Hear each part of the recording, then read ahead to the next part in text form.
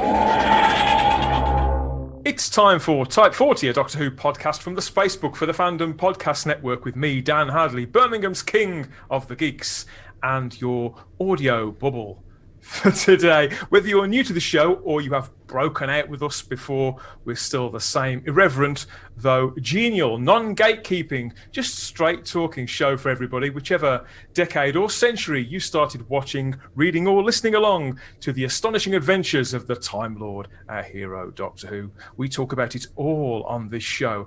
All and any viewpoints are encouraged and heard, and we've even been known to have the odd laugh or two along the way. So come and step into our TARDIS and share this journey together here with us on Type 40. Although I've been holed up behind bars here since the last recording session. Everybody's a critic, aren't they? Help is at hand with the return of the time agent, the true believer himself, Kyle Wagner. I knew I could rely on you to get me out of this one. Well, you know, I tried, but I gotta say, when you said you were regenerating the podcast, you went all in because you got two new companions here. Brand new voices, yeah, because the last time on Type 40 we were back in the present day. We talked and talked our way through that latest season, Series 12, last year. And I think we sort of burnt Simon and Sarah out.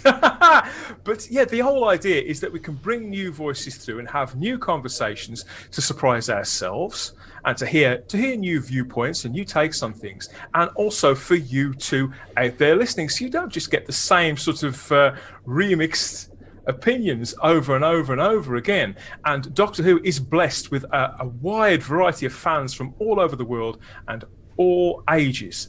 And yes, we've dipped into the time vortex here to pull out two likely suspects. Let me just put it this way. There could be some vortex manipulation going on. Very dirty way to time travel. Yeah, so firstly, I'm delighted to welcome writer and connoisseur of classic telly, I think, Hannah Cooper. Welcome to Type 40. Hello. I don't think I've ever been called a connoisseur before. I quite like it. You can use that on your blog. You're a blogger, aren't you? You blog about TV and movies of the past mostly, don't you? Yeah, but more so TV and 60s, 70s and 80s. But you stop at the 90s. You don't want to... It's a bit too recent as far as I'm concerned. Since they introduced the National Lottery on TV, I think British television started to go downhill from there, really. But you and I have spoken a little, haven't we, over social media mainly, about one other British sci-fi show in particular. And the reason why I wanted to invite you on is because in all that time, it struck me that I really have no idea what you think about Doctor Who. Not a clue, classic or new. When you hear this, it'll be just as new to me, and hopefully that'll spark conversation. That's how it'll be. Yeah. And lastly, last but not least, I've been waiting for the right show to tempt this man aboard the podcast proper. He's a regular panelist on our Type 40 live shows. There'll be more on that a little later, but he's an actor, a voice artist, and even better, he's great company, Kyle. Barnaby Jago, welcome to Type 40. Oh, thank you, Dan. No, thank you very much for having me on. No, it's great to be here. Now you're here, now you're in the sort of the cloisters. What do you think of this desktop theme? Yeah, no, it's good. It's sort of like cozy. Quite like it. Change, my dear, and it seems not a moment too soon. You've said this before. He's done this before, I think, Carl. Well, there's four people around a 5-sided console. So there's plenty of elbow room, isn't there? Before we join battle with the Daleks, just time to remind you that each and every edition of this show, past, present, and future, is a tap or two away if you know where to look. There's details about all of that coming a little later on, as well as a trip to the matrix of all knowledge. That's the Fandom Podcast Network's HQ to hear about all those other fabulous shows. Now, though, it's time to set those controls for the still recent past, New Year's Day 2021, everybody, for our discussion and review of Revolution of the Daleks. Yes, last year, Doctor Who aired a 12th series since its miraculous rebirth, as reviewed here week by week on Type 40. That 10-episode run talked a good game, that it was going to be a promising return to that recipe of thrills and spills for all the family and fearsome foes from the show's long past. In actuality, what we got was arguably the most divisive collection of stories, certainly that I can remember. Undercooked and overwrought, some would say, peppered with misconceived takes on sensitive subjects. Ratings declined at an unprecedented rate, and I think they're leaving the fandom in a crater, really, not knowing what to make of it all. The real world has also been to hell and back since, in the wake of a relentless international health crisis, which means that now, all these months on, we need our escapism more than ever. Could current showrunner and head writer Chris Chibnall deliver a late Christmas present to the devoted and the casual viewers alike? And in case you were hungover on New Year's Day or you haven't caught it yet, here's a reminder of what happened in Revolution of the Daleks by Chris Chibnall. The Doctor is locked away in a high-security alien prison, isolated and alone with no hope of escape. Far away on Earth, her best friends, Yaz, Ryan and Graham, have to pick up their lives without her. But it's not easy. Old habits die hard, especially when they discover a disturbing plan forming. A plan which involves a Dalek. How can you fight a Dalek without the Doctor? Dun, dun, dun. Does that bring the memories flooding back, everybody? I know it's just a few weeks. Unfortunately, yeah. Wait, is it memories or night terrors? I can't. Yeah. I haven't made up my mind on that yet. A lot can happen in a few weeks, but that sounds just the ticket, doesn't it, Hannah? Let's start with you. So, all these months on, we get used now to these long gaps in between series or episodes of Doctor Who, don't we? Was this the start to the new year and a palate cleanse that you wanted? Not entirely. It's felt a very long gap, partly just because last year has felt very long for us. Yeah. I think I was expecting something to pack a bit more of a punch for a special. The whole thing about it being on a bank holiday as well. We British, we do love a bank holiday, don't we? And, you know, it was given a good slot, wasn't it? And 70 minutes runtime. That is officially, I think that if you go anything above 65 minutes, it's officially classified as feature length. It was quite a thin story, but then again, a lot of blockbusters aren't they, Barnaby? You know, it's that part of the appeal. It's the visual. It needn't necessarily be a dense or complicated story. If you seize the day and deliver something that really has people on the edge of your seats. How close to the edge of your seat did you get? I was way at the back of my seat on this one. I was rewatching it last night. I had to go through quite a few Duvels, Belgian beers, to go through to get through it again. It's just, I still don't know why they didn't put it on Christmas Day, because that was that would surely be a bigger slot, wouldn't it? And I hear all sorts of different opinions for why they didn't do that. The ratings weren't that good for such a big slot that I had anyway. I mean, maybe people were sort of like tuning in to kind of like see any kind of like resolution to the Timeless Child kind of arc. I mean, for me, it didn't do that. and it didn't really have much of a story to kind of like keep me engaged, really. Just lots and lots of questions. I mean, I've got pages and pages of notes of things that just don't kind of make sense. So, and I would think for a feature-length thing, 71-minute episode, 71. It probably should make some sense. Kyle, they want this stuff to make sense. Have you heard this? Don't you read the Chris Chibnall manual? The first thing is all episodes must be wibbly wobbly. Leave it to Chibnall to write an episode that not only, of course, has the Chris Chibnall what the hell is going on aspect of it too, but to also kind of give a backslap to the fans and say, you remember when Doctor Who was good? This was a few of the elements that made it good. I know it, but I'm never going to use it.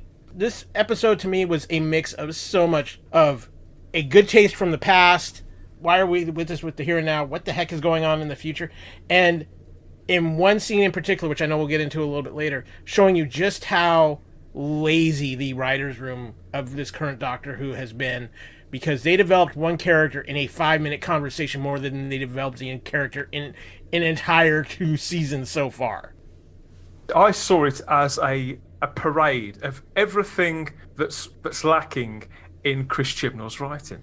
The characterization, that resistance to seize the day, to make good on the time slot that you were talking about there, Barnaby, and that sort of feature-length hook, and how you said, Hannah, all that time away gives people time to miss the show, doesn't it? And yet I found that within 5 or 10 minutes of watching this, I started to remember why last year's run and that special 2 years ago, Resolution in particular, why I found that so insubstantial. So I think what we have here is a version of the show that's incapable of particularly evolving. Am I being harsh there, Hannah? Well, I say I did enjoy the last series, and I've had sort of a bit of a time away from Doctor Who, and then feeling I wasn't sure about it, and came back and really enjoyed last series. Okay. I think Barnaby's thing about the ratings, in terms of that week's ratings, it does seem to have done quite well compared to other shows that were on. But for me, it's a downstep from last series where I was enjoying things very much. And I'm not always fussed about having to make sense of every single little thing. If it's enjoyable, if I'm happy with the characters, I feel like I'm getting stuff out of it. But I just felt like you've got to hit everything for like season finales and specials and really grab people. And it just didn't do it for me. I think that because Doctor Who, I say this quite a lot. I repeat myself a lot on this show, but I don't think anybody's noticed yet. I think Doctor Who is as much about moments as it is about the craft of storytelling. And when I look back on shows from the past, stretching right the way back through my childhood, it's often the little moments that I remember the most fondly. And sometimes they're in stories which have got quite a lot of plot holes. So I do agree with you, Hannah, that it's not sort of the end of the world. Not everything has to make sense. And I'm quite forgiving with Doctor Who. But it's interesting that you felt that this was a step back from last season, because I hear a lot of people say that this is Chris Chibnall's best episode. I think it was the one that probably looked the nicest and hit certain crowd-pleasing beats, but I thought this was a big downward step from Spyfall Part 1, which I felt was, for the most part, quite promising. Did seem to have some sort of energy about it, but here I did feel like it was almost sort of going through the motions, and everybody seemed somewhat zapped of energy, because they did record this. I don't think it was quite in the same production block as any of Series 12, but it was only a matter of weeks later. So it's been in the can for well over a year. And what you were saying about this, Barnaby, of course, in the interim, usually Doctor Who has to fight for its place in the schedule. With the last couple of years it has. Now we're in a situation where Doctor Who was one of the very few shows that filmed anything new for the Christmas and New Year period. And yet it's still, to me, that was a prime opportunity to put it right in the centre of Christmas Day. They didn't do it. But Kyle, it's a slightly different kettle of fish, isn't it, on American TV, over on BBC America. On New Year's Day, the slot, it doesn't mean quite so much to you guys, does it, Christmas TV? But was there a sense of occasion about this for you? they've blown it here in the States because they had something special going when they were doing it on Christmas Day. A lot of people were starting to take Doctor Who and making it part of their Christmas holiday. And when they moved it to New Year's is just a weird holiday in the U.S. and obviously, especially this year with COVID and everything like that, it just existed in New Year's Day here. A lot of people, I honestly initially forgot about. I actually didn't even watch it till the next day on iTunes because I had pre-purchased it on iTunes to add to my Doctor Who collection there, and that's how I watched it, so I could watch it without advertisements. Okay. But Doctor Who had become such a Christmas tradition, and a lot of people in the States here were very upset when they moved it to New Year's Day last year, and it just continued this year. And the truth of the matter is, with the way things are here in the States with television and how streaming is really taking over in the last, basically since the COVID situation has started, streaming has really taken precedent here in the States.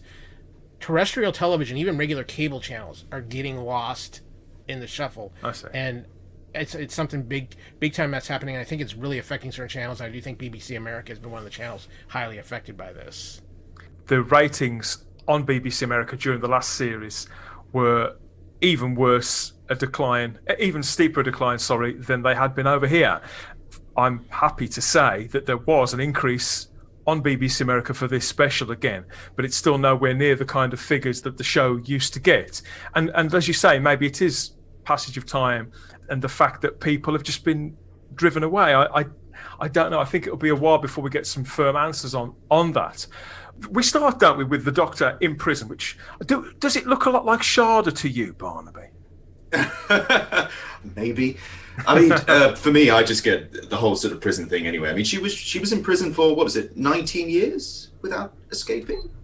Something like that. Yeah, it was a long time. Yeah, because Captain Jack refers to, I had to wait 19 years in order to get to the same cell opposite you. So, and also with those marks she makes on the wall, she's been there a long time. Long time. I just kept thinking throughout the entire thing, maybe if Moffat was in charge, maybe there'd be a little like compilation or a montage of her trying to escape, and then something happens to stop her. Yeah. And you could also argue the fact that she's sort of like lying down, saying Harry Potter stories to herself, mostly because she's just so unsure about who she is anymore because the revelations of the Timeless Child. But I didn't really see much of that in her. In her character, when she's just lying down saying, "Hello, camera 37, camera 39." So I didn't really get any of that. So, yeah. It's a very sketchy character, isn't it? It's still not there. For me, it still doesn't feel like the Doctor even remotely, and this just hammers that home. I mean, some would say, "What is time to a Time Lord? A handful of heartbeats." I think that's a Colin Baker quote as well, isn't it? A handful of heartbeats to a Time Lord. But it's not her, is it? It's the fact that there are people waiting for her. There are people to get back to, people she's got a bond with, and people as well that she doesn't necessarily know whether they're safe or not. I'm going to try not to refer back to too many other episodes when talking about this story, but it's next to impossible because it pulls in, nicks from so many other episodes, but there's also other echoes of past stories and past situations in which it doesn't come out of this comparison very favourably. I'm thinking particularly in this case of Heaven Sent. Where we see the Doctor over a period of thousands of years punching through that ice wall, and here she's quite happily sat on her arm.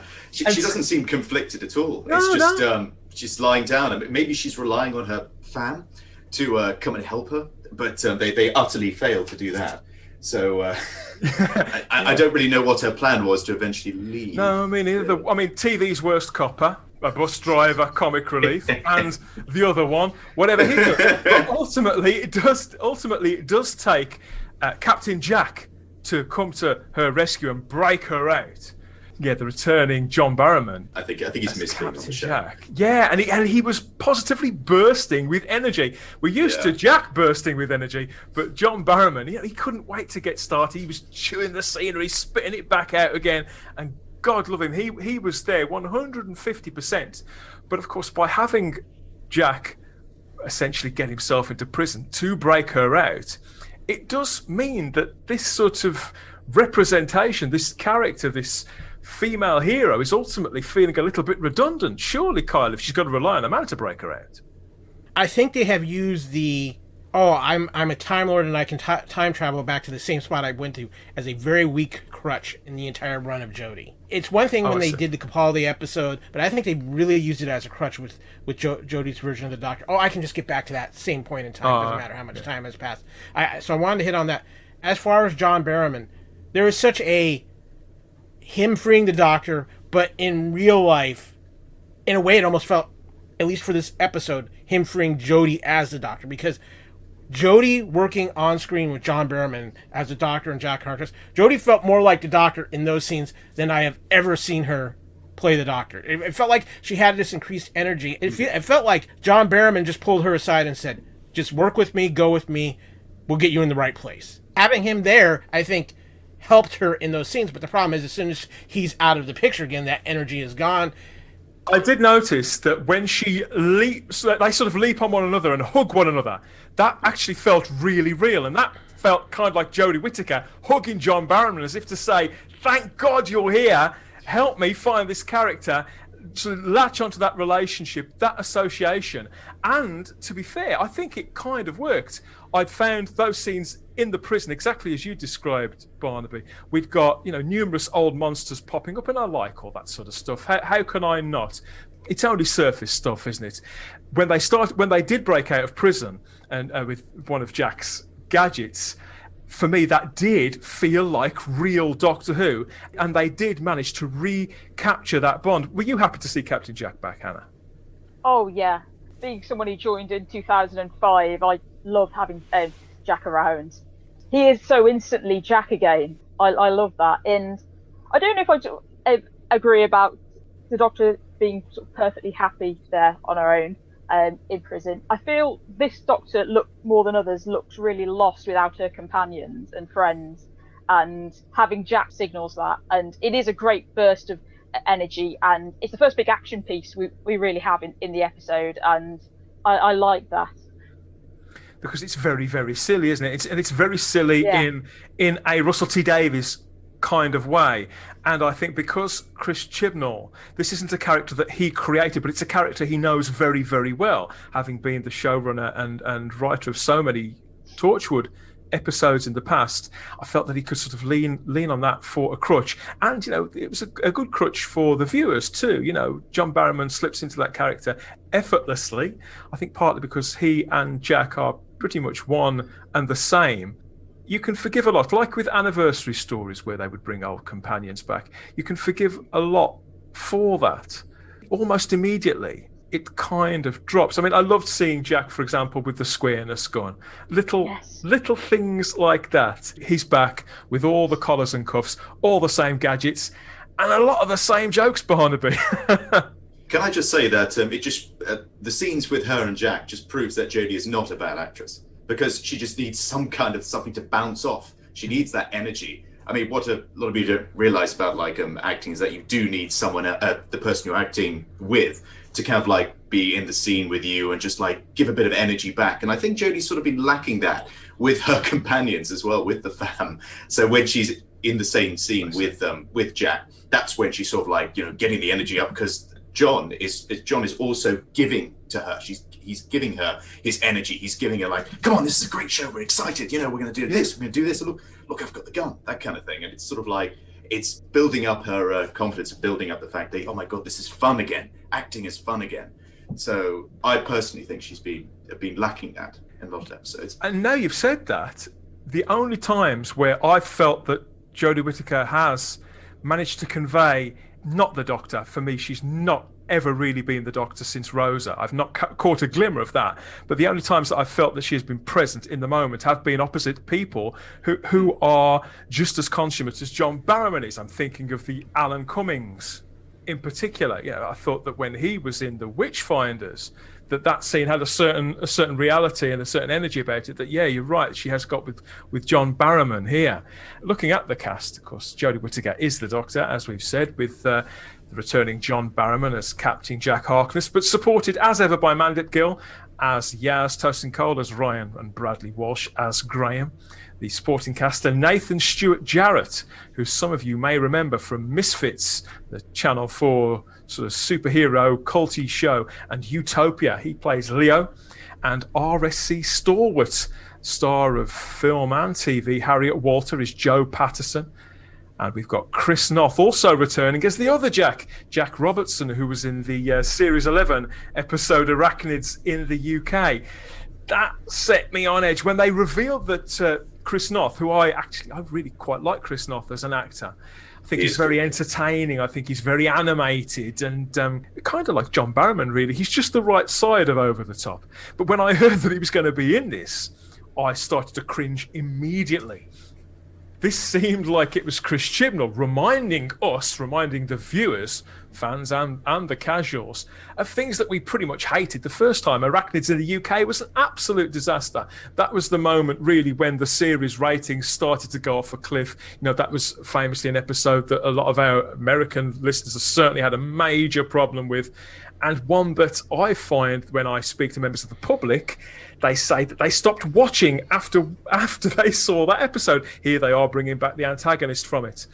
But they also promised that in this episode we would get a return to the mental health issues storyline, which I wouldn't say they ran in Series 12, which they kind of skirted around and dipped their toes into in a very sort of ineffectual way, which garnered an unprecedented level of complaints. If you remember, on the week that Can You Hear Me aired, this is something I had a lot to say about it at the time. So did my co-host Sarah Graham. I was incensed by that, and I couldn't believe they were going to return to it for this. It was as if that Chris Chibnall wanted to remind us of all the things that had upset people the very, very most. In the end, I don't think it covered the mental health angle at all, really. But we did get Chris Noth, and you know what?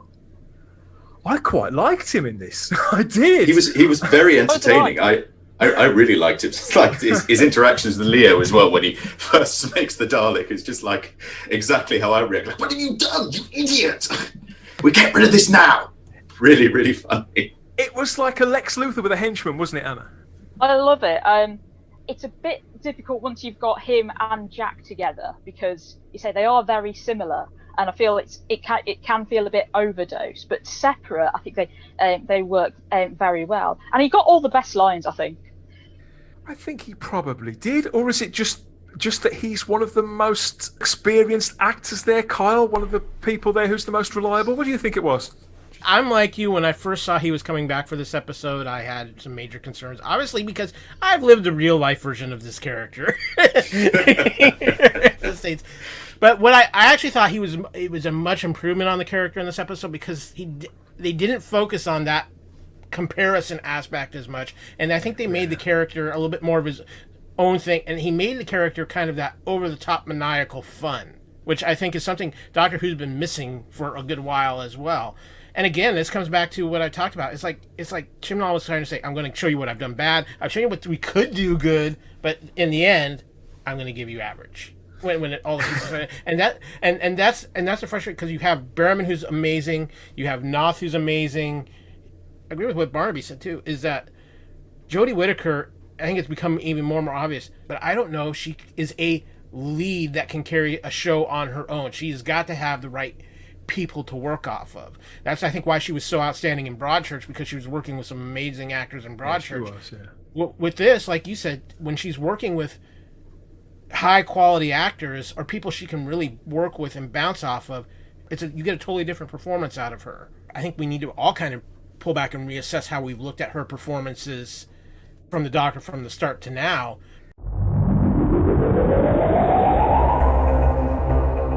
How many people in the universe get to meet the Doctor, let alone travel with her? Being with the Doctor, you don't get to choose when it stops, whether you leave her or she leaves you. The Doc would really want us to keep an eye on the planet, right? But how's that possible? If we don't help, the human race is going down. You with us? As of now, you will see new defense drones at work. These machines are going to change the world. Yo, remember us? I'm Captain Jack Harkness, and I'm immortal. Are you feeling insecure? Because you seem to need a lot of praise. Do I? Prepare for maximum extermination. Not you guys. Don't move! Now, Jack! Stay strong. People waiting for you.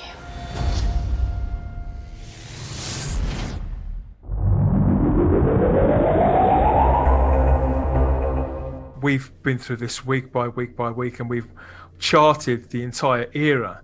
And when you start to spot these similarities, after, we're 22 episodes into this era now, it's not unreasonable to expect her to know the character a little better, and for this to all gel a little more. And somebody like Peter Capaldi, he inhabited his character so fully. He knew the Doctor psychologically. He was able to perform that role and make up for anything that was lacking in any of the scripts, and really lift a lot of the material. And I don't know whether that's just the fact that he's a better actor, or if it comes with a couple more decades of just doing the job. It's not unreasonable to expect for somebody to be doing it long. Of course, they're going to get better at it. But I did find that once we had the prison breakout scene out of the way, I'm struggling to remember a single thing that the Doctor did or particularly said for the bulk of this episode. Hannah, what do you feel about that? The episode didn't turn out how I expected, because I expected to see the Doctor in prison a lot longer and us exploring stuff more through the companions, seeing why they needed her, and a kind of Christmas invasion type thing where she comes to the rescue later on. Maybe they should have actually left her there for longer, because when she actually does meet up with them, it's within the first quarter of an hour, isn't it? And then nothing really happens. You've got essentially 4 companions for this episode. I really like classic series when you've got 3 companions, but I think we expect a lot more from the characters nowadays, and trying to do that, especially when we're in 45-minute episodes, is quite hard. And you've got the 4 companions here, plus Robertson and Leo we're seeing quite a bit of, and I think it's really hard to try and fit all of that in, especially when it's the final episode for Graham and Ryan, and you want to give them a heftier chunk, really, which I don't think it quite manages to do in trying to balance everyone's roles. I mean, they don't give Bradley Walsh anything to do. He just looks like he wants to leave the entire time. He's just counting the seconds until he can finally leave TARDIS. Oh, but you say that, and yet I find it odd that right at the end when they are looking to leave, he's still quite up for going to the Moran Galaxy, and he hasn't thought about leaving at all, I don't think, until the moment that Ryan announces it. I think maybe I was just looking too much at sort of behind the eyes. I think I was thinking too much about the actor rather than the character, because just certain moments, I mean, because Bradley is one of my favourite actors. I think he's brilliant, but I just think there was a slight downward turn in his just sort of caring about the show. Personally, I mean, I could be wrong, this is only my own opinion, but there was just something kind of dead behind the eyes with him. I think it was a slow, gradual thing, because I noticed that as Series 12 went on, as we worked our way through that, I felt the actor was given less and less and less to say and do. And he seemed, as you described, we've all been there in certain jobs where it's clock watching. What time do I get off? When's the next job? I think this episode also has the problem that Graham is often the one providing the comedy, and you don't need him there for any of that when you've got Jack and Robertson. Yeah, good point. They split off the cast, didn't they? Notably pairing Captain Jack Harkness with Mandip Gill's Yaz. Now, they played into this on some of the trailers, didn't they? The banter between the two of them, and they dropped them into a situation where they were walking through a laboratory full of Daleks, weren't they? Through Daleks detached from outside of their casings, and did that whole sort of alien thing where they're leaping through the air, and the threat of mind control, basically of the sort of vampires. They've turned the Daleks into vampires like that, haven't they? That doesn't sit well with me at all. Maybe I'm a dinosaur about this, but up until the recent past, Daleks couldn't exist outside of their casings. And you go, okay, these things can evolve. But I don't know. I just think once you turn them into any sort of gelatinous alien from any one of a number of blockbuster movies, The Thing, for example, Barnaby, they become a little bit more mundane. And although those sequences were nicely directed, I think that Lee Haven-Jones, in the absence of the Rachel Talalays and the Graham Harpers, Lee Haven-Jones is able to bring a certain amount of tension to mediocre material at best. It's still not enough to lift it, I think, the way that they wanted us to feel. It springs out of the special from 2 New Years ago, doesn't it, called Resolution, where the remnants of a Dalek, of the reconnaissance Dalek, somehow get recovered on Earth. I can't really remember how that all went down. So the remnants get recovered on Earth. They make human Daleks, basically, don't they, to use as a security force. And it's all a riff, really, on Dalek Civil War kind of stories that we've seen before. Of course, Doctor Who's been running a very, very long time, hasn't it, Barnaby? You expect a certain amount of repetition. And when we're talking about classic stories, it's maybe even more forgivable because the mainstream audience, a larger chunk of them, won't remember them or won't have seen them at all. And yet it all feels surface value again, doesn't it? He never seems to get under the skin of these concepts at all. Did it ring true for you, or did it just feel like another sort of sledgehammer way of getting politics into the show? I thought, first seeing the trailer for Revolution, that this would be more political than it was, because I was so used to the last series being more political than usual. And whether you agree with that, disagree with that. And of course, you see Number 10 Downing Street in the trailer, don't you? They played that up really heavily. Oh yeah, and also the promotional shots of the police with the Dalek coming up, and with the whole wave of protests and things that are really becoming like quite big right now. But this was filmed before that kind of like happened. It was, yeah. But I was thinking maybe they'd try and put it that kind of way, and they didn't. I think if this one was less political than other ones have been. You could stick an old bit of politics in there. That's fine by me, as long as it's not till in the nose. But it didn't really interfere with the Daleks at all. I mean, when we talk about canon, whether or not the Daleks can exist outside of their shells, I think there were a couple of Hartnell episodes where they were outside of their shells crawling about, and Charlton ones, which was fine. I mean, canon is so fluid in Doctor Who that, I mean, who really sort of cares anymore? I mean, the whole cyber conversion process for me was somewhat ruined with the Age of Steel, because the creepiest thing about cyber conversion for me was that they never really explained it, and they just showed, I think it was Attack of the Cybermen with Lytton, just like, kill me, kill me, and he's got like blood and just like bits of cybernetics in him, looking a bit like a Borg, and that was creepy as hell. But when they explained in the Age of Steel, they just chop off the head and stick the brain in a suit of armor, I'm like, is that it? I used to have nightmares about cyber conversion as a kid, listening to the moon base, things like that. As this plot went along, there was lots of, as you say, moments where, because in horror movies and adventure stories generally, as an audience member, we like those moments, I think, don't we, Kyle, where we say to whoever's on screen, no, don't open that, don't put that in there. And I think that Chris Chibnall, he was trying to give us scenes like that. There's a scene where the character of Leo goes to put a Dalek in an incinerator. There was some tension in that. I mean, I wouldn't have taken it out of the box. Why don't you just put the whole box in? The issue here was this story was up and down. It was all over the map, and there's moments that you got really excited about, and then there were moments you were just like, yeah, can I take a nap in between here? You talk about those moments like what I'll call as a jump moment, where you're scared, you're concerned about the character. Problem one, you have to have caring of the character that's involved before you can actually have a jump moment.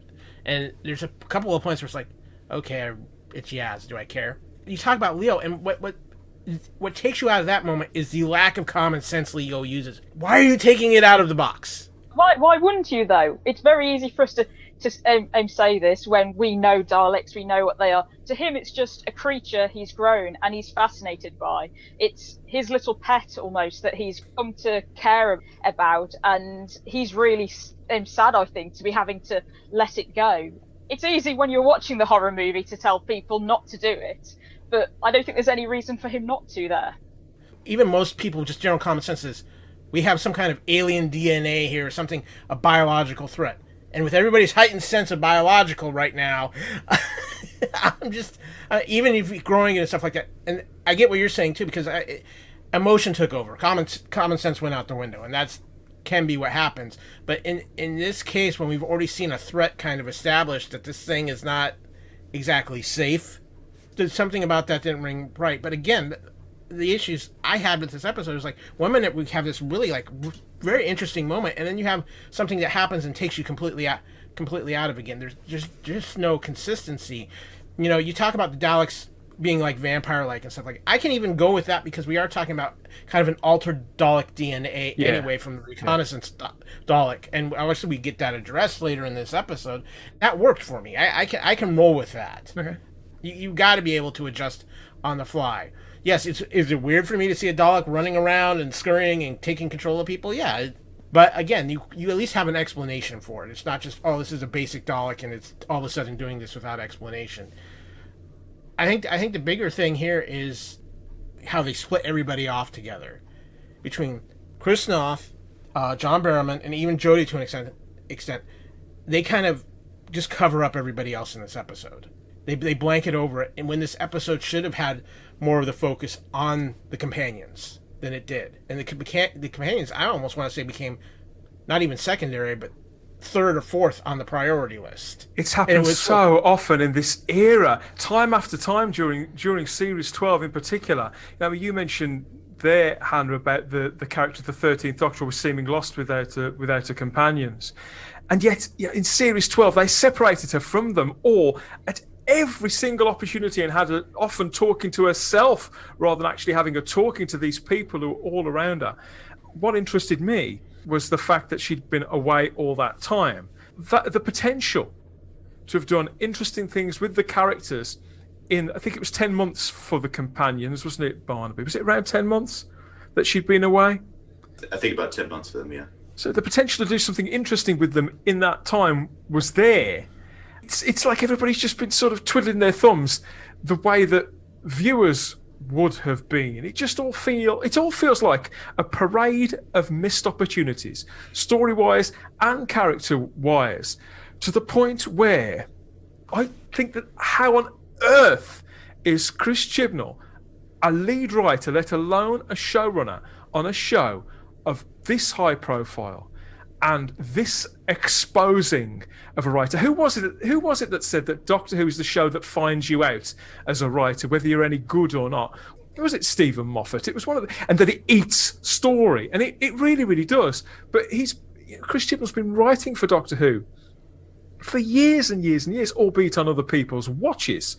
He's ran shows before. What is it about this series, which he's been involved with and been a fan of for decades, doesn't seem to have any grasp of how to inject a story with any tension, any flavour, and to really take us anywhere? Kyle? I'm starting to think Chris Chibnall is writing scared.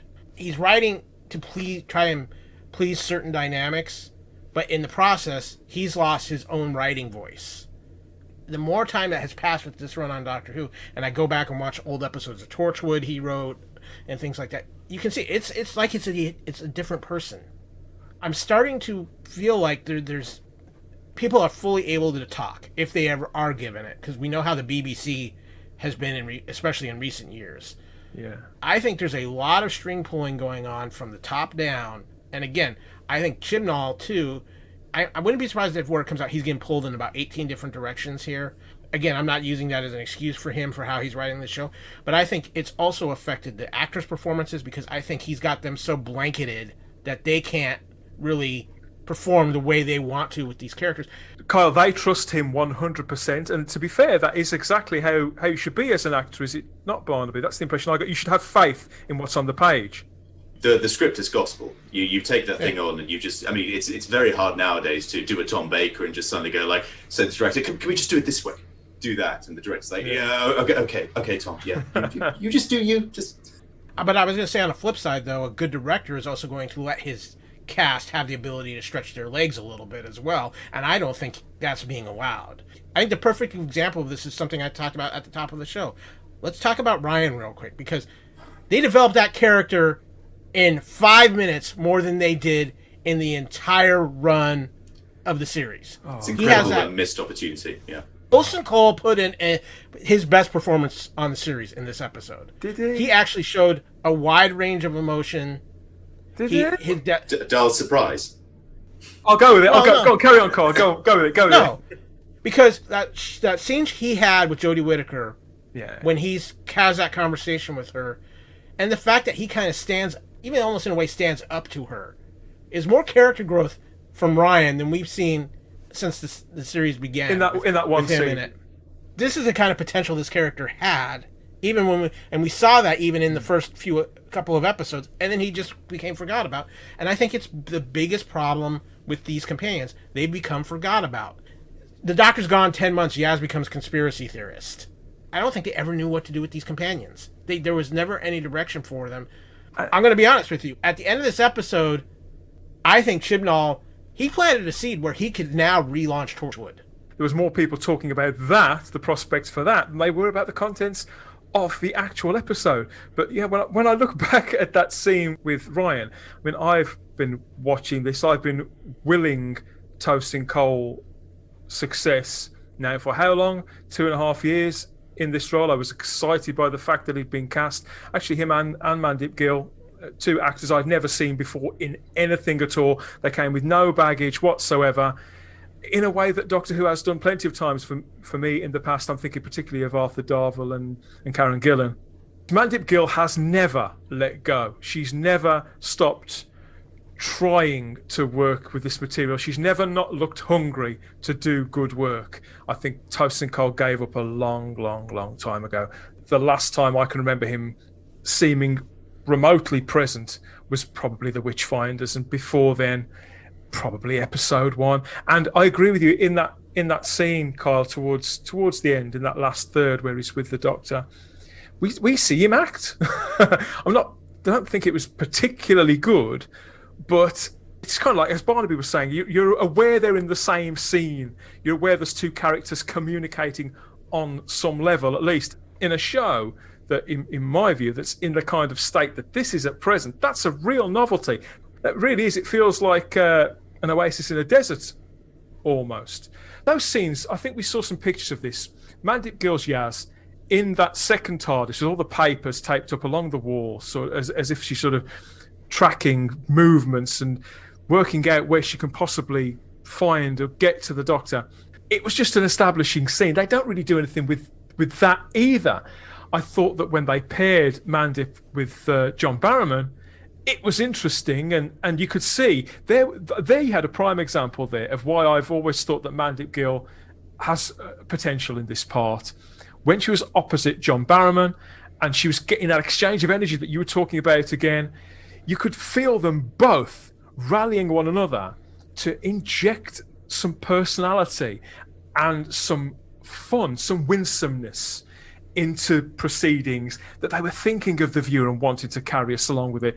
But as you said, Kyle, because the script, it's so workmanlike, the magic never manifests, and it's just lists of scenes. Okay, that's done, that's done, that's done, that's done, working their way through. And as a writer, as a creative, I don't think Chris Chibnall is remotely alive or interested really in doing anything other than shocking the viewers. The only times I can think of when his content has made me feel anything at all, positive or negative, has been when he's set out deliberately to shock me in my fandom, or to shock me in some sort of big plot twist that he thinks we're not expecting, like the reveal that, oh, it's the Master. We don't get any of this in the episode. Have you got any other positives about this, Hannah? I was just going to continue on this vein of missed opportunities. Yeah. I feel when we come to Ryan's reasons for leaving, they haven't been established in ways they could have. I feel the moment when him and come and see Yaz, show her the Daleks, they should have been trying to get her, and she's too busy with the Doctor. We see her more as the one, she needs the Doctor, that's what she cares about. She's not really fussed about staying on Earth. Whereas by the end of the episode, Ryan says he wants to help his friends. His journey should be that he's found a purpose for himself on Earth. But we haven't seen that. We see it in the final scene with him and Graham, preparing off to look at Gravel monsters. But that feels like the first indication of this. And I feel like we needed to have scenes of Ryan meeting up with his dad, supporting his friends, It shouldn't have been Yaz getting the newspaper clippings together. It should have been Graham and Ryan as the ones. That's exactly what I've been thinking. And when I look back to Series 12, we're talking about Ryan's character development. There was a few moments in one episode of that in particular where Ryan was going home just to check up on a mate. It was in Can You Hear Me, wasn't it? Yeah. And those scenes, I hated that episode. I categorically hated it. But those scenes I thought were quite nicely done because there was a reality to it, and it showed a side to Ryan. He viewed it as a duty of care, this greater sense of social responsibility as well that had been grown by his time away, and this sort of appreciation of the people who'd been there for him. And this is why I'd come to exactly the same conclusion, Hannah, that it was Ryan that should have been pinning up bits of paper all over the TARDIS and tracking the Doctor, because you'd got this sense that he was loyal in that respect, but he has this desire before he can move on, this desire, this need to see everything back where it should be. The Doctor back in her TARDIS and all's right with the world. I'm quite curious to see what happens with Yaz next.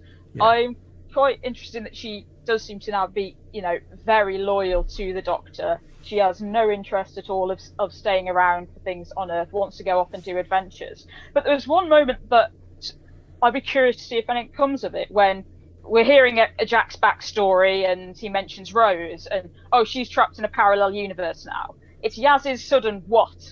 Yeah. And in that moment, I realised Yaz has never thought that the way things end with the Doctor could be anything but good. She has not thought about the fact before that the Doctor might leave them and never come back. And it is just fun adventures for her still, I think. I'd be quite curious to see where that goes with her, whether she does start to realise that you don't come back the same from travelling with the Doctor, and that's not necessarily going to be a good thing in the way it has been for Ryan, say. And I like the fact that the Doctor didn't even flicker. She didn't react at all to that.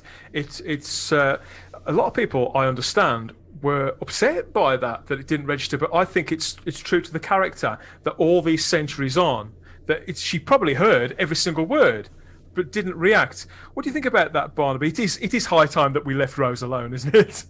Yes, I really liked the character of Rose when she was on, but we can sort of leave that to the side. And there have been moments where the characters have left the TARDIS and the Doctor has had just one sort of brief moment, and then he just moves on, that kind of thing. So I wasn't too bothered about any kind of big thing about Rose or something like that. I mean, there was enough. We needed to carry on with the story. Unfortunately, they didn't. But I think it comes back to I felt that the Doctor needs to have the conversation with Yaz of you can spend the rest of your life with me, but I can't spend the rest of my life with you. It felt like kind of that she's moved on from that, and I was curious about that they shoved in. It felt to me a bit exposition-y at that little speech of Jack's, but I'm kind of then forgetting how long it's been since Jack's been in the show properly. And if you're 8 to 12 years old watching this casually, and you're not going back and watching everything, you've got no idea who Jack or any of this is, and so it does need to get sort of thrown in right, that's it, crack on. When I think about that scene in particular with Yaz that we've just spoken about, and where the character could go from here, again, just as I was just saying there, we were talking about Ryan, and perhaps they should have flipped roles like that. If they had have flipped it, I think it would have been more interesting, rather than have Yaz. I'm not saying that she shouldn't have missed the Doctor, but I think that the character with her civic duty, what would have been truer to her is if she had have returned to the police force during those 10 months and channeled that, rather than sitting around like some sort of lovesick schoolgirl with a crush on teacher. If she'd have channeled that into something positive, and during those 10 months off screen, see, because Chris Chibnall cannot develop these characters, even ones that he has created, imagined himself, he cannot develop them. This could have really helped him out of a spot. He could have had 10 months worth of character development happen with Yaz off screen there, to the point where she thought, okay, off screen she's got to a place where she's decided that perhaps she won't ever see the Doctor again, but she's determined to put her experiences to her advantage and to channel it into her work. But instead we get her just sat around and this sort of disintegration really of what was only a rudimentary character in the first place. Kyle, am I being too harsh? You're not being harsh, but there is something here that I think is very interesting, and I wonder if Chibnall even sees it. you have the potential to finally do a storyline where the companion just goes off the rails. You could have the whole obsession with the Doctor. You could have somebody who just absolutely refuses to leave the Doctor's side. Somebody who is just, they've gone too deep in it. I can't ever remember a time where they've done that, where they've crossed it where the companion's just gone too deep into it. Especially a long-established companion. Remember it hitting season 3 with Yaz. I think there's a potential there for a very interesting storyline with this. Honestly, I don't have faith that Chibnall even sees that right now, but it could be one of the more intriguing storylines we've seen in Doctor Who in any incarnation in a very long time. Unfortunately, I don't think, one, they have the courage to go there, and two, again, I don't trust in Chibnall even seeing what he is unintentionally set up here. I think I agree with your view on the writing, actually, Carl. I think he's just trying to be so safe because he's under a microscope and things like that. And that would have been an amazing thing for a companion to go through. But again, that would have been entertaining. It's time for a quick break now. Type 40, a Doctor Who podcast, is a Spacebook production for the fabulous Fandom Podcast Network. It's a galaxy of entertainment not that far away, and we'd be letting you down if we didn't fill your ears with talk of all those other shows on that network. Here's a few words about all of that, then meet us all back here for more talk about the latest Doctor Who special.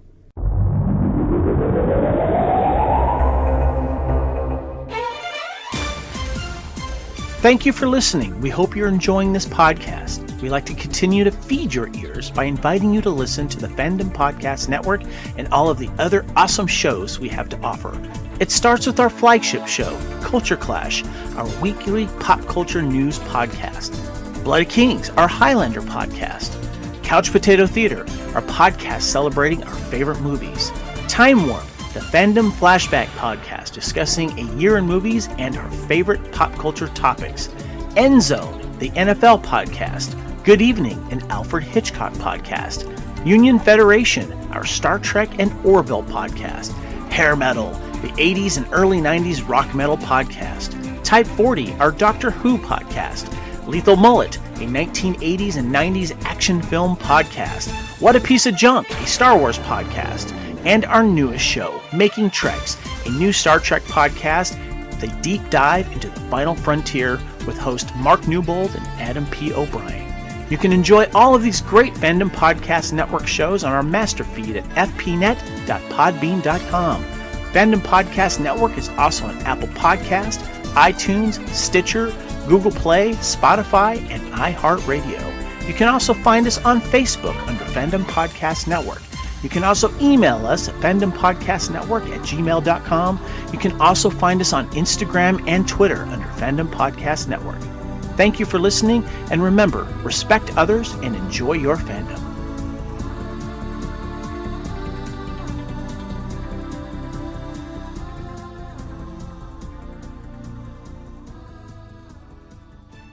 Yes, we've teased and tantalised you there. Now let us clothe you too. Head over to tpublic.com, search for the Fandom Podcast Network, and you'll find a store full of the team colours for all those shows on t-shirts, hats, mugs, and a TARDIS full of other items. Treat yourself, treat your other selves, and it all goes to support the network continuing to fill your ears with 100% fabulous fandom goodness. Daleks, everybody.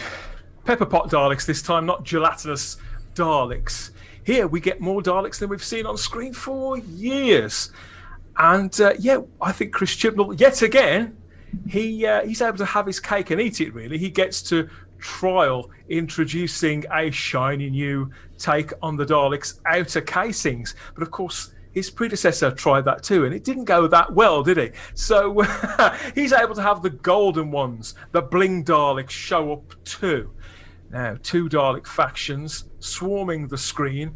This is the kind of Doctor Who fare that I have been crying out for over a Christmas/New Year holiday episode for well over 10 years. You know, at the height of the Doctor Who character options figure range, where people were getting them for Christmas and playing with them on the carpet. You know, my kids used to do that. I used to do that. We all used I still do that. The fact that they hadn't put that on screen at the same time on Christmas Day just blew my mind. Better late than never, one could say.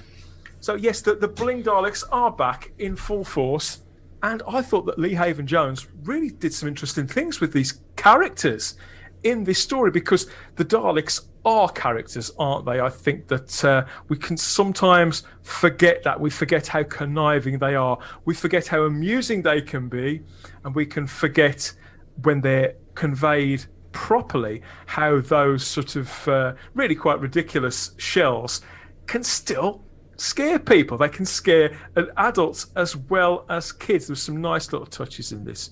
But what I think I liked the most was the revamp of the Dalek ship, the Dalek Death Squad. We got a whole new look to the control room. Looked a bit like a submarine, I thought. It did remind me again of better stories past. But the Bling Daleks, all that nostalgia, did it bring any of that kind of blockbuster quality back to it for you at all, Barnaby? Were you able to sort of be stoked by it? I wasn't stoked by it, annoyingly, but I should have been, because it was almost like a remembrance of the Daleks kind of thing. Two Dalek factions fighting against each other. I mean, that's fun. That's a really fun thing to do. And I also really enjoy, this is one of the reasons I think Chris Noth, the guy who played Jack Robinson, is that his name? Chris Noth? Yeah. When I always enjoy when some idiot thinks he can kind of like work with the Daleks and just sort of like, because that's entertaining to see. Like, I'm on your side, I want to help you. So I was entertained by that. I think it kind of, I suppose, in relation to the rest of the episode, it kind of went uphill for me when that was going on. When we had a bit of a few Daleks flying around just killing people, but. I just still think back of Remembrance and think Remembrance was better. More fun. There was just a lot more. I mean, different Daleks. Lots of blowing up, lots of Sophie Aldred running around, jumping and that kind of thing. That's something that doesn't really seem to happen very well. Lots of running about and and just like jumping on top of things and diving out of the way of explosions. That doesn't really seem to be much of that. It's like we were saying earlier on, like Hannah was talking about. There's just no moments in there. No. I think that the story, one of the things that I disliked about this, considering it was over 70 minutes, is that it was so predictable.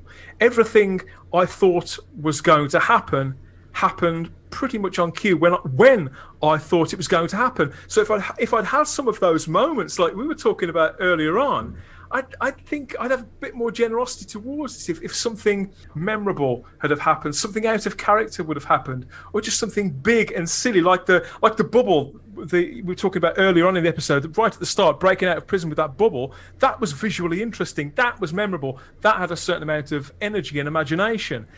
Oh, it would have been a brilliant part to bring back the heavy weapons Dalek as well. Perfect time to kind of like do that, I mean, maybe an updated version of it, and it would have been that would have actually, I would have got more out of the episode if they just done that. Maybe just a bit of creativity. I think I'm looking for. Kyle, when this happened, I just felt like, wait a minute, we've done this before. The Doctor manipulating two different types of Daleks to go at each other. So again, that it didn't feel fresh to me, but it was cool to see all those Daleks and everything like that. But let's get back to the up and down, because you have the high of seeing this incredible visual of all these Daleks. Then you get back down to a low point where how the Doctor chooses to dispose of the Daleks. Oh, we're going to throw them all into this extra TARDIS, this thing I revere more than anything else just about, and blow it up and kill them all. And with no emotional regret for what she did to a TARDIS. And that just blew my mind and frustrated me beyond anything else more in this episode than that. You're talking about the Genesis arc moment, aren't you, where all the Daleks get effectively sucked into a dummy TARDIS and then it gets blown up. Aren't TARDISes technically alive as well? Wasn't that some form of murder on the side of the Doctor? I mean, the Doctor, more than anybody, should know. Let's talk. I mean, we have the amazing episode written by Neil Gaiman where the TARDIS is. So the Doctor should know more than anybody what she is doing here, and there's no emotional ramification to this at all. That's so out of character for the Doctor. It's not out of terrible writing. It's not out of character for this Doctor, who is a coward and a moron. But when you see that scene there, it was a very, very pretty scene where all the Daleks fly into the TARDIS, and I think that was kind of meant to be the money shot. I don't know. I mean, it's the kind of scene, Hannah, that kids will have been if kids were in school. If kids had allowed to have been going back to school, would they be sketching that scene in the back of their exercise book, do you think? They should. The scene that got me excited was, and I wasn't expecting it. It was just seeing lots of Brown's Daleks on that Dalek ship. Yeah, it was nice. I had no problem myself seeing a TARDIS go, but I feel like even when the Doctor returned to her own TARDIS, that we needed a little bit more love there. There was a little bit, but yeah, I kind of agree with the others. I don't think I'm as outraged as Kyle, but I feel like there should have been more of a moment. There should have just been even just a tiny moment of sadness and regret. Look, there is absolutely no other way. I have to do this. As if there was maybe a kinship between the TARDISes if they'd have been... Because earlier on in the episode, doesn't the Doctor say something... When she goes back to the TARDIS with Jack, she touches the TARDIS and says, my TARDIS. You know, it really brings that home just for a moment. And yet, as you say, that would have been a perfect time to sort of reconnect that and spend some of the minutes that they seem to spend sort of milling around, that last 15 or so minutes... Yeah, to embed that, to have... I think, again, though, this is the thing. Chris Chibnall's priority was to sucker punch us into thinking, OK, that's the TARDIS rather than a TARDIS. But they've pulled those sort of switches so many times, it's got no real dramatic power anymore. So what you're describing, Hannah, would actually have been more nourishing because it would have made us feel that the Doctor is torn in some way, that she's weighing things up. And that's another problem I have with this characterisation of the Doctor. She's always so certain, so unwavering, so condemning, and never puts a bloody foot wrong. I did wonder if one of the reasons they had this solved was the idea that this spare TARDIS, it feels like a loose end. Like, we can't really just have a spare TARDIS lying around on Earth. Graham and Ryan popping in whenever they fancy. It just feels too loose left over, and so it became a way of getting rid of it. And squatters would have been in no time. I think that because obviously this episode was written at the same time as the others, I think that it was just left over to provide a resolution to one of his really quite anorexic storylines. Barnaby, am I being really cynical there? No, I think you're exactly right. Come on, wait, Dan. We do have the flying diner in space still out there too. Yeah. I don't. To be fair, I don't like that either. The production design actually on the Chris Chibnall era has been getting considerably better, and I quite like the drone Daleks too. The black ones. They're getting a very bad press out there. But I read somebody describe them as looking like an angry gaming PC, and I thought I get that, and that is something that the human race would probably bang together. So I think when we hear that they're 3D printed, I look at them and go, yeah, that's exactly what a 3D printed Dalek should look like. Yeah. So I'm actually quite cool with that. But having said that, Kyle, I'm not that bothered if I never see them again. Yeah. It's funny when I look back at this era of Doctor Who as it stands right now. It's one of the prettiest eras of Doctor Who. The cinematography on this era has been phenomenal. It goes back to how much is it sacrificed to get that, and going back to the TARDIS issue too. Again, this is another storyline that could be set up for next season with the fact that how callously and carelessly it seemed like the Doctor just destroyed this TARDIS. If the TARDISes are all kind of linked, Chibnall has not used the TARDIS well in his entire run. The TARDIS is almost a forgotten about side thing, when the TARDIS is almost just as much of a character as the Doctor or any of the companions itself. Again, I just see writing opportunities that are there. It makes me sad because I don't see them going to be used. If the guy can't really show his own characters any love, his speaking part characters, how can we expect him to the TARDIS? We talked a little bit about the departure of Ryan and Graham in this story. I just wanted to mention it too. I really do feel that these two characters were here only as contractual obligation. Bradley Walsh is another actor who you could say that he's a national treasure. I probably wouldn't go quite that far, but he is very, very popular, and with good reason. I think he's a good, dependable actor with bags of personality. This is a character which felt, if not fleshed out, then like somebody you could get talking to in a cafe, the way that you could with somebody like Bill Potts, for example. I always thought that she was that kind of character. People who you could conceivably meet.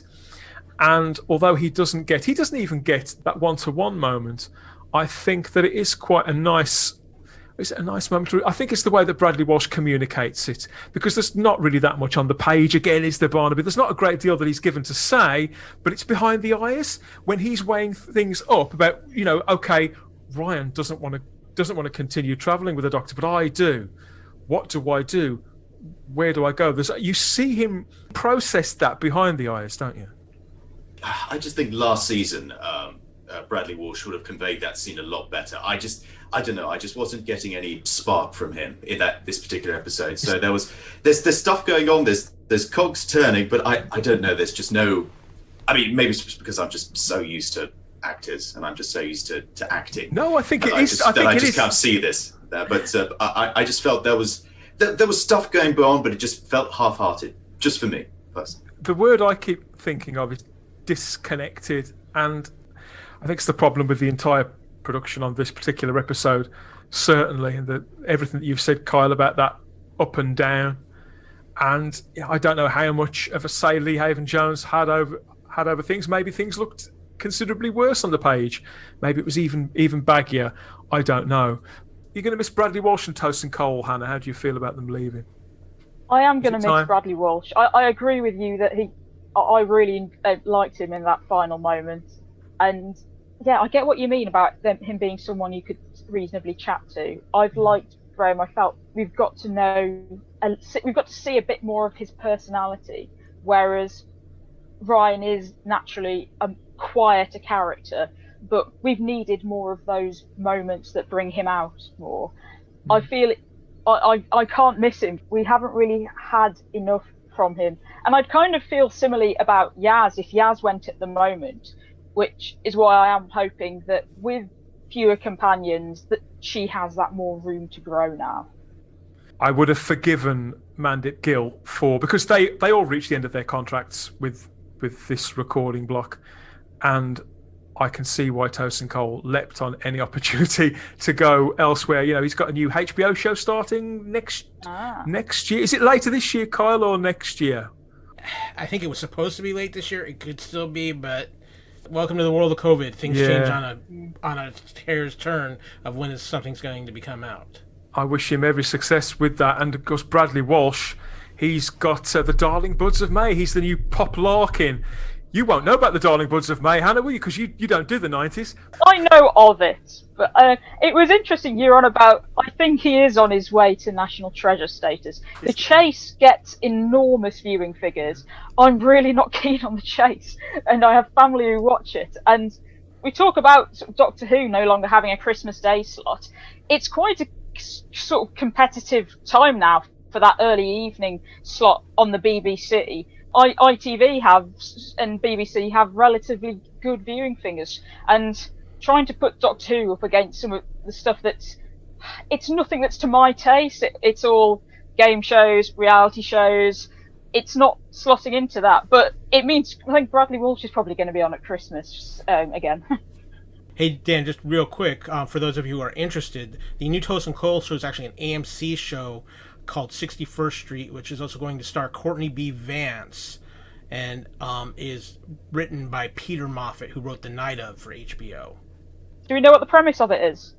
It's a legal drama. Tosin Cole plays a young athlete who is getting ready to kind of go to his next level of succeeding and gets pulled into something falsely, and we're going to be seeing how he deals with this. And it looks like Courtney B. Vance, who's a very good actor in his own right, is going to be playing his attorney in this process.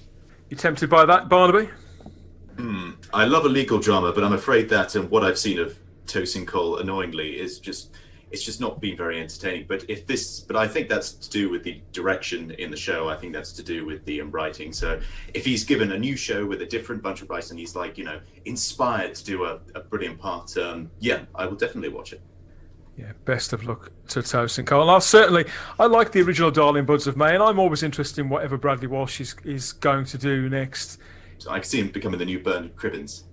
And I'd be happy with that. I think he's going to come out of Doctor Who completely unscathed and go on to, more success in light entertainment and drama. It's not going to be a problem for him at all. I have a question for the panel, too, because I talked about it a little earlier, and Dan, you even said a lot of people were talking about it after the episode. Yeah. A seed was planted to possibly open the door for a return of Torchwood, which you could involve Tosin Cole and Bradley Walsh in if they were willing to, if they said Chris Chibnall was probably nowhere near this project. And obviously, I think John Barrowman's got Jack back in his blood, and he wants to do more. That was the last point that I wanted to get to, because with all this going on, I kind of forgot about Jack entirely, and I don't think I was alone. I think Chris Chibnall forgot about Jack too, because there's a moment in proceedings where Jack just vanishes, Barnaby. But did you speak to the wall, speak to the thin air? Where's Jack gone? I think, they just completely forgot about him. And there's a bit where they go back to the TARDIS that they just dub in a line. I think there's just something coming over the radio, and it's so obviously dubbed in at the last minute. Yeah. Then I'm kind of going like, they just forgot about it. Poor John. Unless they cut down things for time. But it just felt very latched on to the last minute, because Amanda Gill does say something back to him, but she's off camera. So it was, in my opinion, dubbed in. An afterthought. Yeah, that's the impression that I get. I mean, usually I would sort of conclude maybe a scene was cut, maybe this, maybe that. But again, this is Chris Chibnall we're talking about. The piece is now off the board, doesn't need it anymore. It was all superficial in the first place. We don't get a bookended scene between Jack and the Doctor at all, which for me kind of takes away everything that those two actors did manage to establish in those prison breakout scenes, and just leaves me feeling yet again underwhelmed. I thought it was really unfair on John Barrowman, an actor who is fiercely loyal to this show, this character. We know he loves to work. You like to earn a few quid, don't you, John? And God bless you, who doesn't? People like him. He's earned the dignity and the respect of being able to say goodbye. Because realistically, I suspect he could be back next year. I think he'll be back sooner rather than later. But you never know, particularly in the world as it is at the moment, whether he'll be available, whether he'll be locked down in the right continent. He may not. Things can change. And every sort of opportunity like that where a character does come back in the kind of way that characters used to come back in anniversary specials and things like that. It's you very sort of remember this person, remember they used to say things like this, they used to do things like that, here are their gadgets, here are their one-liners. And so to just sort of push him out the back door, I think it's unforgivable, really. Torchwood Season 5, that's what you want, isn't it? Well, I know this with John Barrowman, because not only is he beloved over there, he is beloved here in the States. His run on Arrow really solidified him with American audiences. His presence at cons, I've been fortunate enough to have a couple conversations with John Barrowman, and he's just absolutely wonderful. But come on, just give me Stephen Moffat, give me Alex Kingston, give me John Barrowman. Go do something, guys. And I guarantee you it will get bigger ratings than anything Chibnall could do with Who right now. I'd be really curious to see a modern interpretation of Tortured, because it's been a long time since that was on. I did prefer sort of the first two series of it. I think I was at quite a good age for it, in that I was probably just about young enough to be watching Doctor Who, and from the other end, only just about old enough to be watching Tortured. So for me, Tortured was the scary Doctor Who, and it's something I haven't really sort of been back to as an adult. But even on my memories of it, I know it's of its time in the sense that anything is. And they'd have to approach it very differently today. And I'd be really curious how they'd go about making it a success today. Revolution of the Daleks was watched by 4.69 million viewers overnight on BBC One HD, with an AAI figure, that's the Audience Appreciation Index figure, of 79. It does represent an increase on the last screened episode, the finale of Series 12, which had sort of seen the end of that really steep, consistent decline. I expected an uptick for this episode, it being on a public holiday. So it was around what I was expecting. And it does continue that drop of the holiday special. So it is lower than Spy 4 Part 1. It's making it, the lowest rated special of them all. So it's a bit of a mixed bag. And that AAI figure, that is below that all-important 80 mark, which is very, very strange how they work those out. Each mark in that counts for a huge amount. So the difference between 83, for example, and 80 is seen as massive. It's not looking great. We've got another 9 or 10 months before Doctor Who's back again.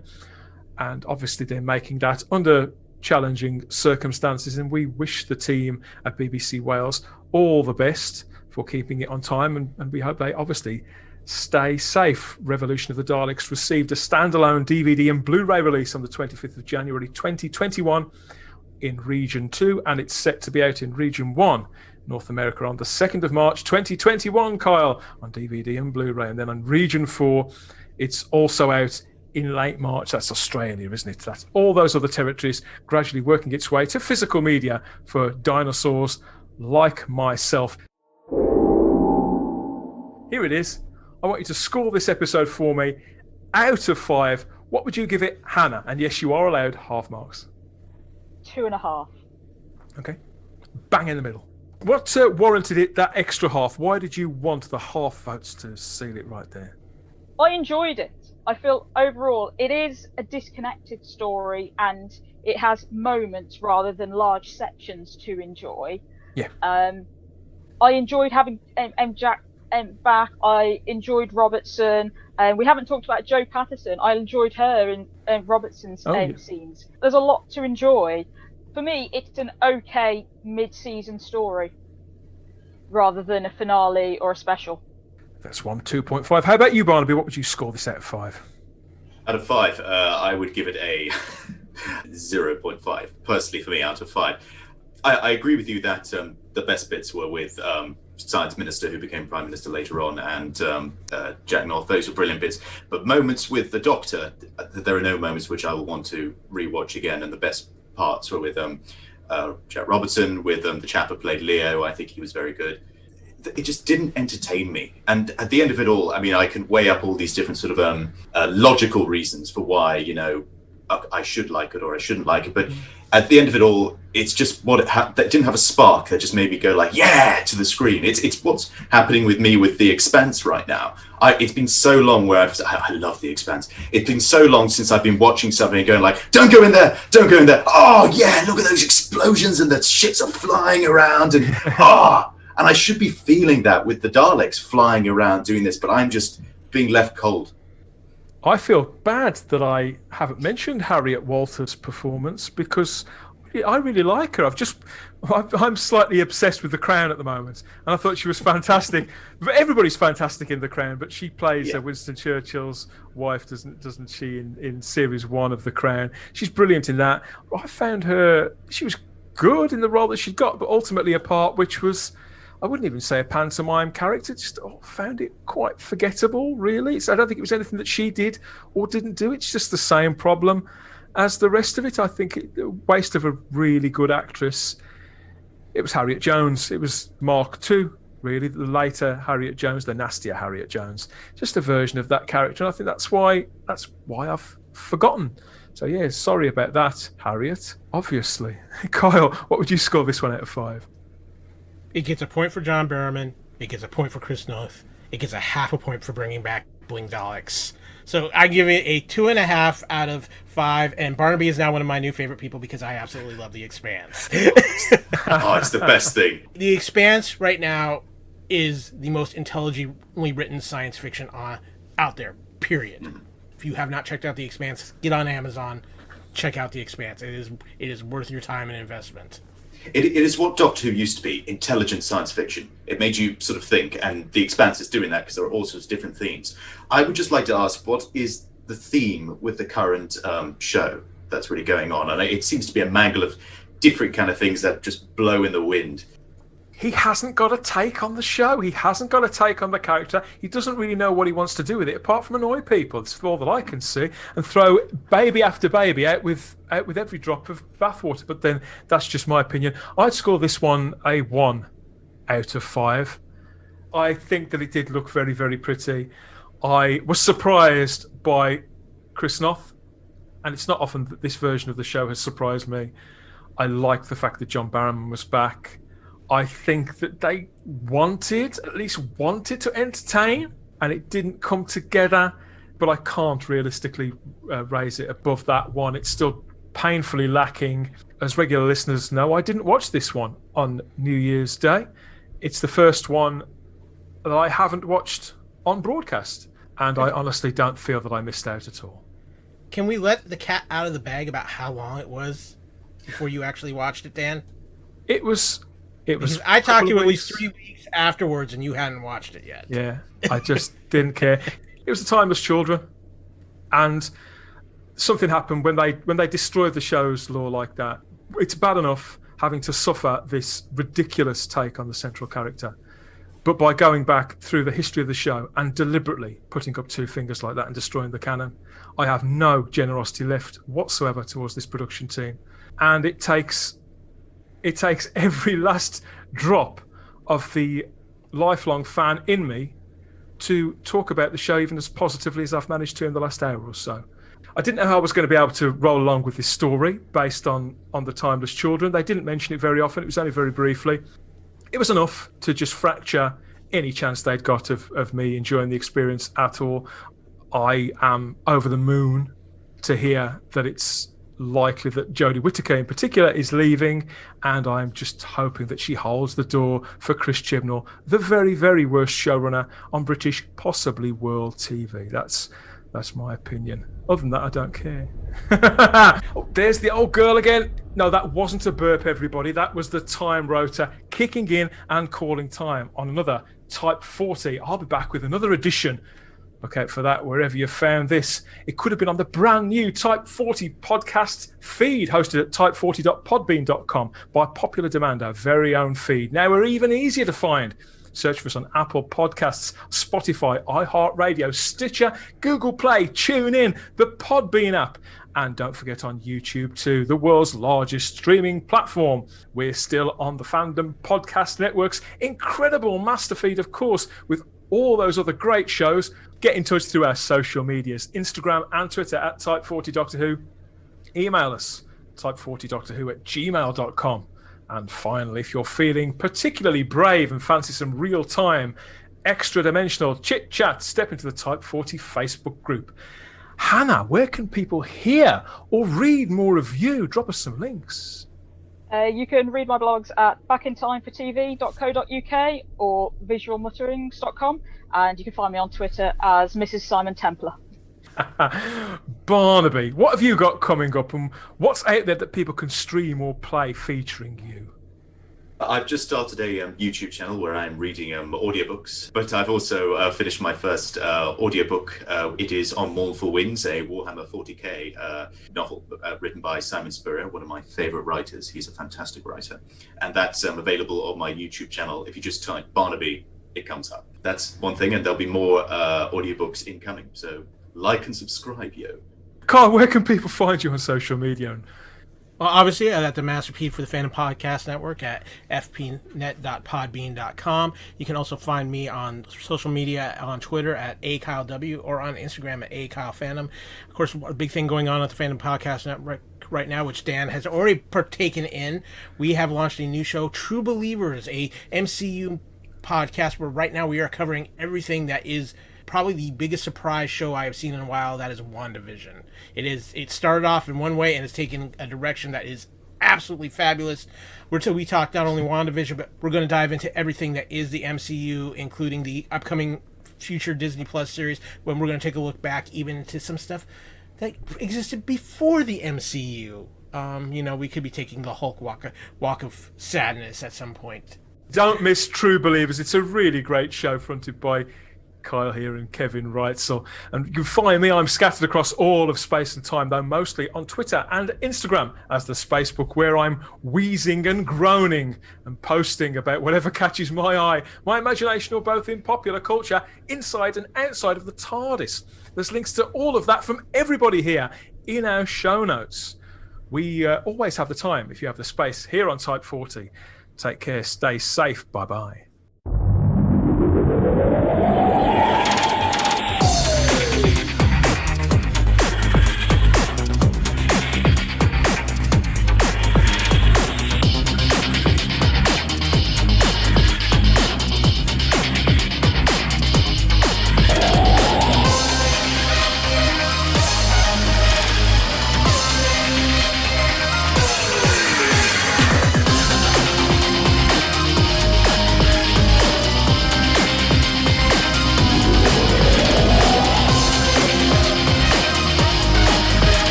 Type 40, a Doctor Who podcast, is a Spacebook production for the Fandom Podcast Network with music by Problem Being.